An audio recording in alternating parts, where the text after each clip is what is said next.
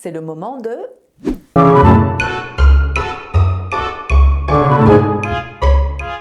Aujourd'hui, je vais vous raconter l'histoire de Néhémie. Il y a de très nombreuses années, Néhémie servait les boissons à la table de l'empereur. Il avait été déporté de son pays d'origine, loin de sa famille et des siens. Un de ses parents arriva avec un groupe et Néhémie, tout heureux de les voir, leur demanda des nouvelles de tout le monde et de sa ville. Je vous rappelle qu'à l'époque, il n'y avait pas de portable, il n'y avait pas de journaux télévisés, on ne savait que par le bouche à oreille. Mais quand il entend leur rapport, Néhémie s'écroule. Les habitants vivent dans une grande misère, ils sont humiliés par les envahisseurs et pour cause, les murailles de la ville sont détruites à bien des endroits et les portes ont été brûlées. Pendant des jours, notre homme abattu ne va plus manger, plus dormir, mais il a le bon réflexe, il prie.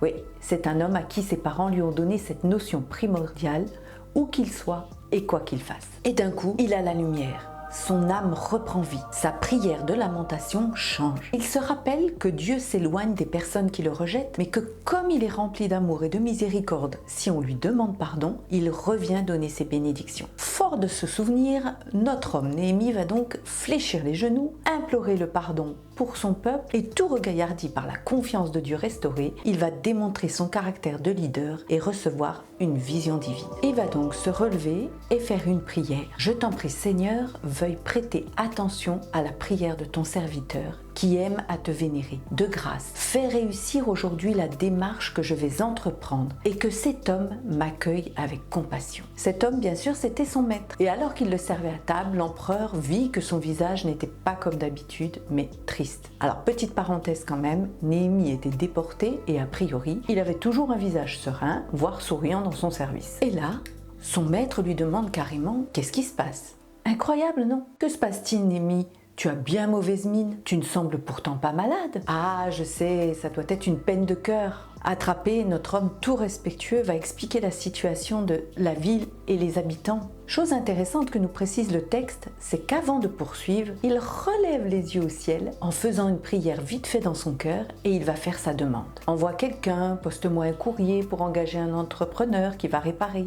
Mais non. Pas du tout. Il va demander à son employeur, à son maître, de le laisser partir lui-même pour faire les travaux avec quand même une date retour. Mais à mon avis, c'était pas la semaine d'après. Et miracle, l'empereur non seulement accepte, mais en plus, il répond favorablement à une autre demande, celle d'écrire plusieurs courriers au gouverneur pour le laisser passer et à l'intendant des forêts impériales pour avoir du bois. Quel changement!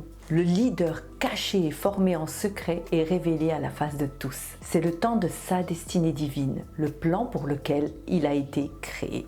Avant de vous laisser avec la phrase du jour à vous approprier et à proclamer, dites-nous dans les commentaires quelles sont vos priorités principales aujourd'hui et comment faites-vous pour garder votre équilibre. Partagez vos astuces pour nous encourager les unes les autres. N'oubliez pas de partager aux autres mamans. La phrase clé à vous approprier, celle du Dr Monroe, un homme gagne la confiance non par les médailles sur sa poitrine, mais par les cicatrices dans son dos. À très bientôt et soyez bénis.